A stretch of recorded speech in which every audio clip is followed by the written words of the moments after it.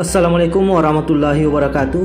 Oke Cepo, kali ini saya akan berbagi cara menggunakan keyboard huruf lontara di HP tanpa menggunakan aplikasi.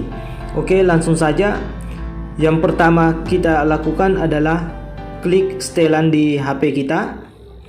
Oke, selanjutnya kita pilih setelan tambahan, atau di HP saya ini adanya sistem. Kita klik sistem.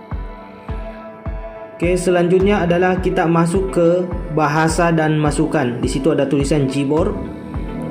Oke, kita pilih keyboard virtual. Selanjutnya kita klik Gboard. Lanjut, kita pilih bahasa. Nah, di sini yang ada bahasa Indonesia dengan tampilan QWERTY. Nah, untuk menambahkan bahasa Bugis atau aksara lontara, kita klik tambahkan keyboard. Oke, kemudian kita cari Bugis. Oke, di sini muncul Bugis Latin dan Bugis Lontara. Saya pilih Bugis Lontara. Oke, kemudian kita tekan selesai. Nah, ini sudah bisa kita pakai untuk mengetik bahasa Bugis.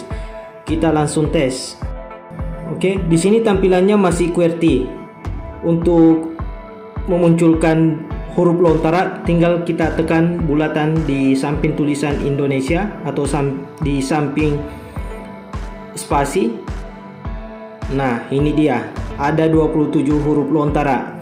Nah, untuk tanda bacanya sendiri, tinggal kita klik salah satu huruf, otomatis akan muncul pilihan ke, ki, ko, ku, dan ke. Nah, seperti itulah tampilannya. Kita tes. Ugi. Ugi. Oke, semoga bermanfaat buat teman-teman.